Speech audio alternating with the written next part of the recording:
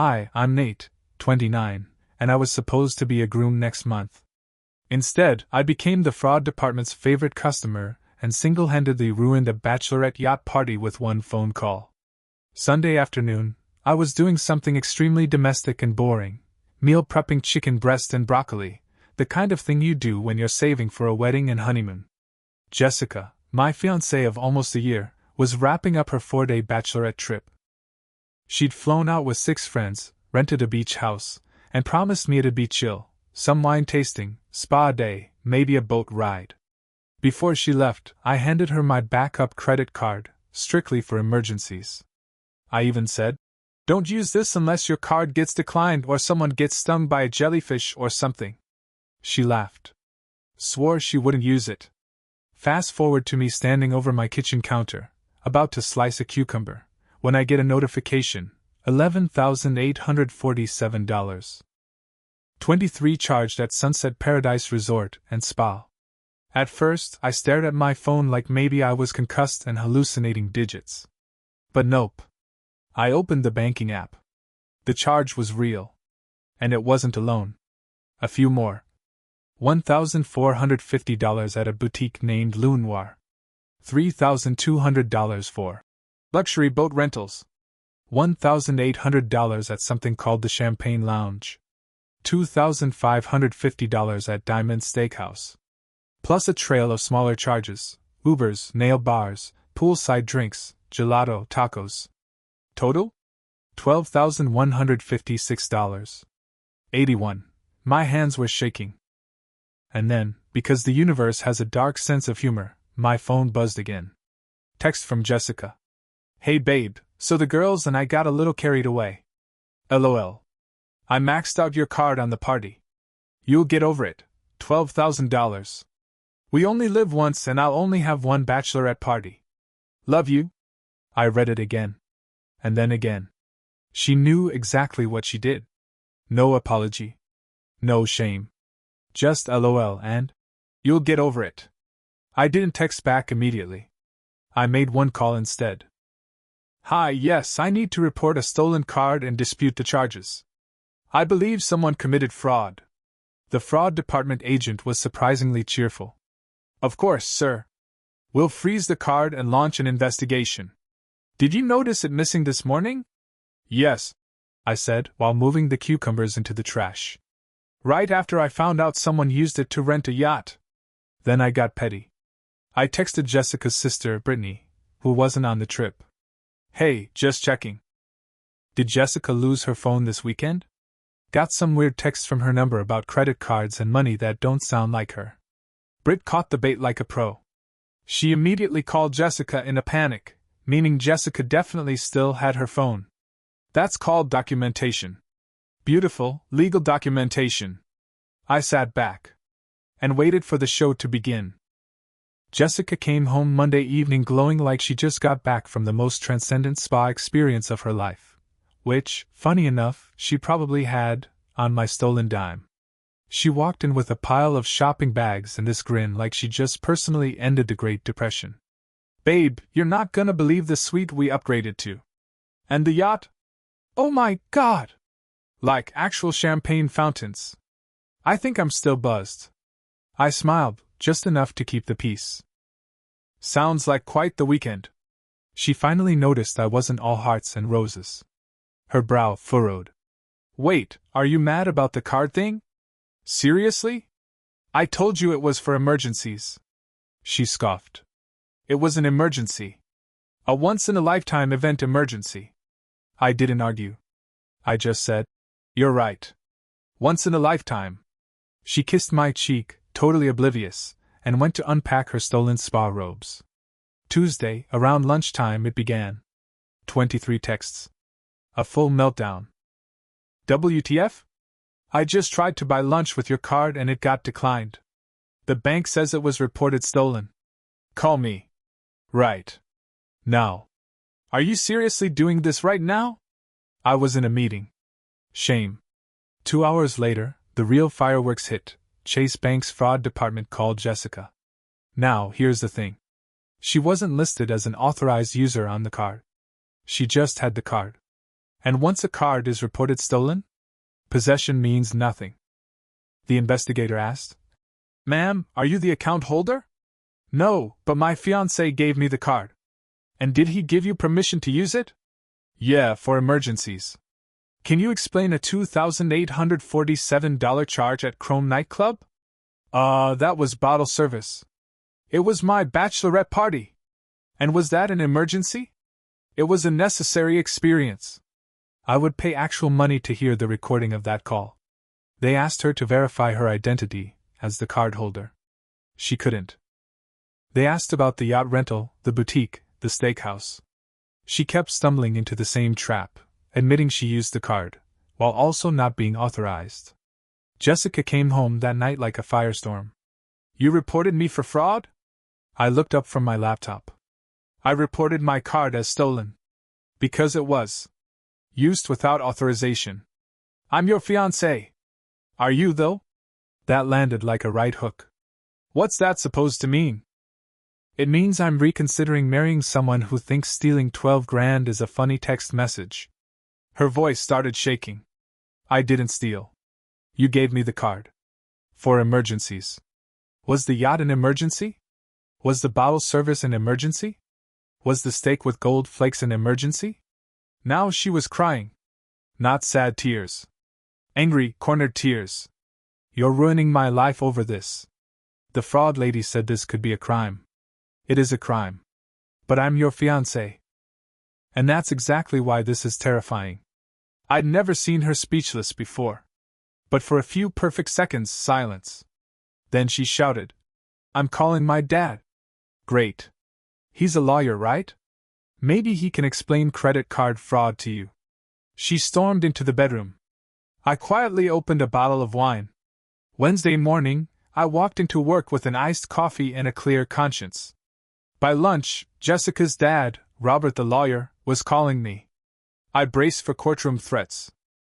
Instead, I got the verbal equivalent of a disappointed sigh. Son, he said, I just want to understand what's going on here. So I did what any rational man would do. I sent him everything. The credit card statement, $12,156. 81 in wild charges. Screenshots of the text where she admitted to it. Screenshots of the pre-trip conversation where I clearly said, emergencies only. He was silent for a long time. Then, Jesus Christ. Jessica Marie, what the hell were you thinking? Turns out she told her parents I was having a meltdown over a few charges from her bachelorette trip. That story doesn't land as well when it comes with receipts, timestamps, and a fraud investigation. But the best part came Thursday. Group text. Me, Jessica's maid of honor, Stephanie, and 2 of the girls from the trip. Stephanie. This is seriously immature. You're making Jess go through a fraud investigation over a misunderstanding. Man up. Me. Did you enjoy the yacht? Stephanie. That's not the point. Me. Did you know she was using a stolen credit card to pay for it? Her friend Megan chimed in. It wasn't stolen. She had your card. Me. According to Chase and federal law, yes, it was stolen. Then Alexis, who had been suspiciously quiet, said, we all thought you were cool with it. She told us you were loaded and wouldn't even notice. Me. So you all knew she was using my card without asking me. Dead silence. Then someone left the group chat. I think it was Megan. Maybe she suddenly remembered the yacht wasn't such a great idea. Meanwhile, Chase was moving at light speed. The investigator called me Friday. Sir, we've gathered substantial evidence of unauthorized use. She admitted to the purchases. She's not on the account. You clearly stated the card was for emergencies. Do you want to press charges? And this was my moment. The fork in the road. I could destroy her entire future, or I could just teach her a lesson she'd never forget. No charges, I said. But I want every cent refunded. And I want her flagged in your system permanently. The agent paused, then said, we can absolutely do that. So Jessica was now officially blacklisted for credit with one of the biggest banks in the country. Flagged as a fraud risk. It would follow her to every application, every background check, every job that ran credit scores. That evening, Jessica's mom, Diane, called. She skipped the calm approach. How could you do this to our daughter? You've ruined her life over money. She stole money. But you were getting married. Was she planning to give me half of her paycheck once we got married? That's different. Because I make more? So that means I'm fair game? She didn't steal, she made a mistake. A $12,000 mistake with other people's money. That's not a mistake. That's a crime. She hung up on me. I went back to my couch, ordered pizza, and watched Ocean's 11. Seemed fitting. By Monday, the wreckage started to spread, and Jessica, for the first time in her princess life, realized fairy tales don't come with fraud charges. She tried booking a flight to visit her college friend in Portland. Card declined. Applied for a new credit card online. Denied. Tried getting added to her parents' Amex. They ran her info, found the Chase fraud flag, and Robert, her lawyer dad, called me again. The bank told us she's now listed in a fraud prevention database. This is following her everywhere. Yes, I said. That's what happens when you commit credit card fraud. Is there any way to fix this? She could start by paying me back the $12,000. She doesn't have that kind of money. Then she shouldn't have rented a yacht. Silence. Again. Jessica, now out of options, sent me a long-winded text. Please remove the fraud flag. I can't even get a Macy's card. This is ruining my life. I responded. You ruined your own life when you decided to steal from me. You laughed about it. She tried calling. I blocked the number. And just when I thought it couldn't get more satisfying, the wedding fallout hit like a second tidal wave. The venue? Non-refundable. Caterer? 20% back. Photographer? No refunds per contract. The dress? Already altered. No returns. Her parents tried threatening the vendors with legal action. Most of them responded with variations of, Your daughter can explain her spending habits to a judge. Best of luck. Then came the final insult to her injury. I emptied our joint wedding savings account. Only needed one signature to close it. I took my $4,000 and sent her a text. Your half is still in the account. Good luck getting refunds. That lit the fuse. I got 63 texts in a single day. Then 12 voicemails. Then Jessica showed up at my office. Yes, showed up. No appointment. No warning. Tried to talk her way past reception. Tell him his fiancée is here. Security was called. She was escorted out. She is now banned from the building. But the absolute best part? The collapse of her carefully curated reputation. Remember those girls from the bachelorette party? Well, they got their own rude awakening when the charges were reversed and they had to cough up their share, because Jessica had already spent most of their money on herself. Stephanie. She told us the yacht was your gift to her. Megan. I Venmo'd her $500 for the hotel. But the hotel says it was never paid. Alexis? She posted screenshots on social media. Everything. Every receipt. Every shady trick Jessica pulled, like booking cheaper rooms, charging her friends for the premium ones, and keeping the difference. The friend group? Imploded. The group chat? Disbanded. Jessica? Alone. At work, things weren't any better. Pharmaceutical sales reps travel constantly, and guess who can't get a corporate credit card now? HR flagged her. She's been placed on a performance improvement plan. Translation, probation. Her career is circling the drain, and every professional event she goes to now comes with whispers. You hear about Jessica? Yeah, the one who committed credit card fraud on her own fiancé? Brutal. But wait, it gets better.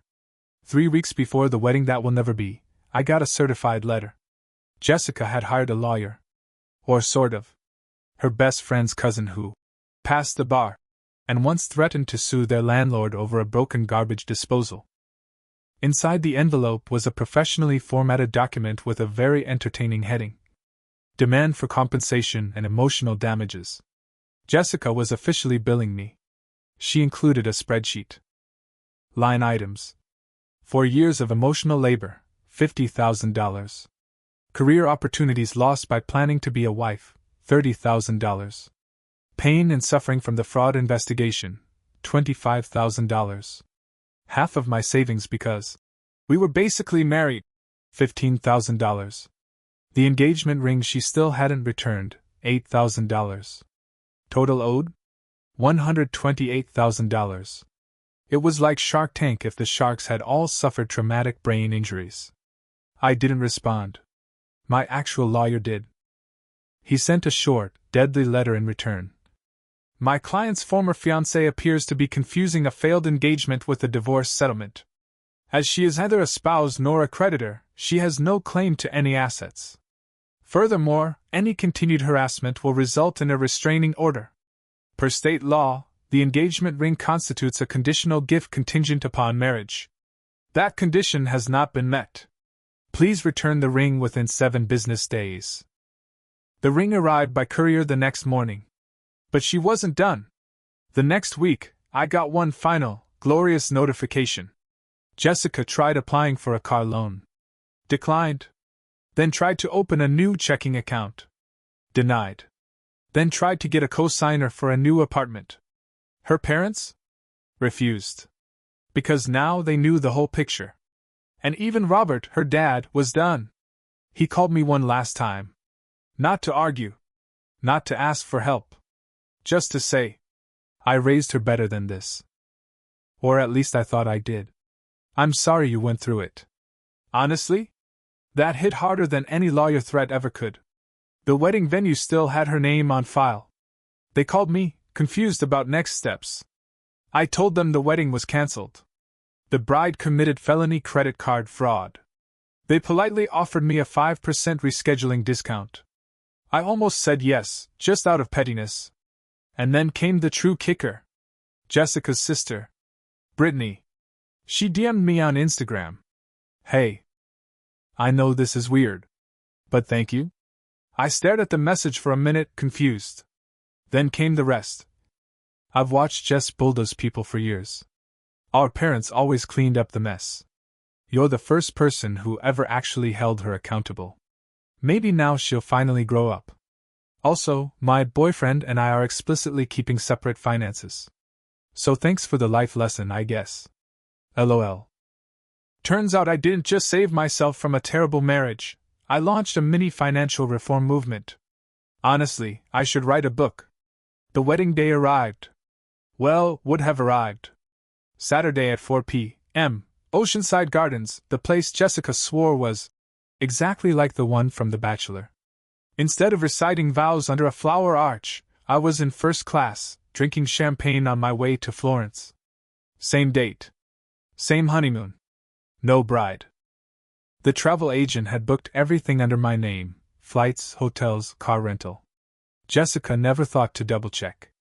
She assumed I'd be the one showing up at the altar. Surprise. Back in the States, the aftermath was still rippling like an economic collapse. Jessica's attempts to salvage anything, reputation, money, friends, had all flopped. Her maid of honor blocked her after Jessica tried to charge her for emotional support during the trip. 2 bridesmaids filed small claims suits after discovering Jessica had overcharged them for hotel rooms and pocketed the difference. The group chat screenshots went public. Someone made a TikTok breakdown of the entire disaster. It hit 2.7 million views. Jessica's company HR got wind of the social media drama. Not just the fraud part, the lying, the theft, the screenshots. She's now on permanent client shadowing, aka sales rep probation. Her professional rep? Torched.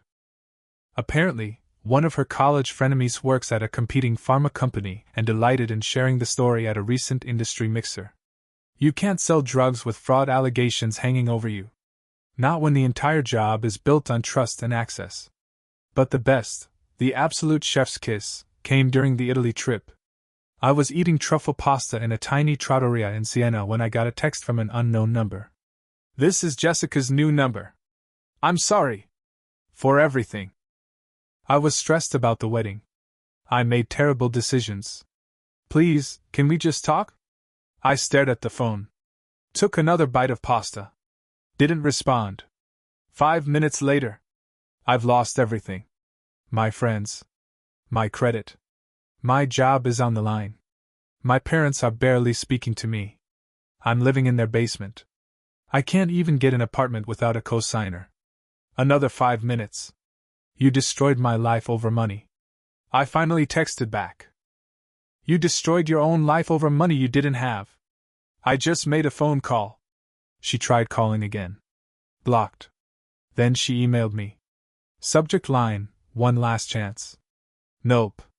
Back to my wine.